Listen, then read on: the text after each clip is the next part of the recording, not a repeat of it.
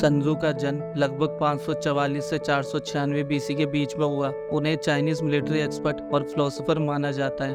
कहा जाता है वह war strategies for based the art of war के लेखक भी थे, जिसकी स्ट्रेटजी आज भी कई देश युद्ध में यूज करते हैं। कहा जाता है उनके विचार बहुत प्रभावशाली थे और उन्होंने एंशिएंट चाइना के 7 युद्धरत देशों को एक साथ लाने में मदद की थी।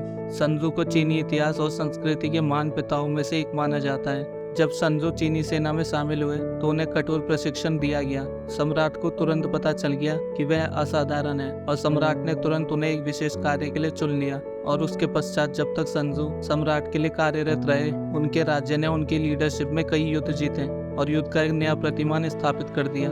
यदि हम ऐसे इंसान के जीवन से कुछ नहीं सीखेंगे तो ये हमारे जीवन के लिए एक चूक होगी। तो आज मैं उन्हीं महान संजू की कुछ ऐसी बातें आपके साथ शेयर करने वाला हूँ जो एक इंसान के जीवन को पूरी तरह सफल बना सकती है। तो चलिए शुरू करते हैं। वह जीतेगा जो जानता है कि कब लड़ना है और कब नहीं लड़ना है।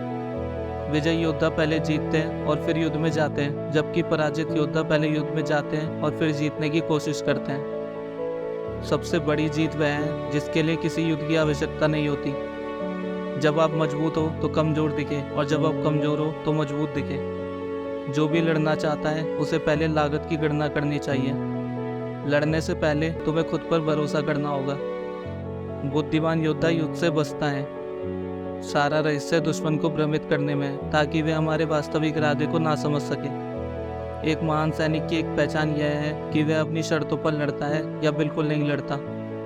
आक्रमण ही बचाव का रहस्य है। बचाव एक हमले की योजना है। छोटी ताकतों से भी बड़े नतीजे हासिल किए जा सकते हैं। न्याय का पहिया धीमी गति से चलता है लेकिन ठीक चलता है।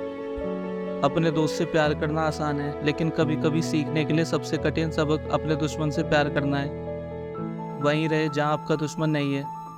शत्रु को परास्त करने का अवसर स्वयं शत्रु द्वारा ही प्रदान किया जाता है। जब आपकी सेना सीमा पार कर जाए तो आपको अपनी नाव और पुल जला देना चाहिए ताकि जीतने के अलावा कोई विकल्प ना रहे।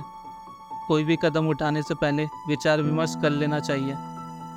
यदि उसकी सेनाएं एकजुट है तो उन्हें अलग कर दें। अपने शत्रु को समझाओ कि तुम पर आक्रमण करके उसे बहुत कम लाभ होगा। इससे उसका उत्साह कम हो जाएगा। अपने शत्रु को जानने के लिए तुम्हें अपना शत्रु बनना होगा। अपने आदमियों के साथ वैसा ही व्यवहार करो जैसा तुम अपने प्रिय पुत्र के साथ करते हो, और वे तुम्हारा पीछा करते हुए सबसे गहरी घाटी तक चले आएंगे। युद्ध की सर्वोच्च कला शत्रु को बिना लड़े ही वश में करना है। अंत में मैं यही कहूँगा, मंजिल जरूर मिलेगी।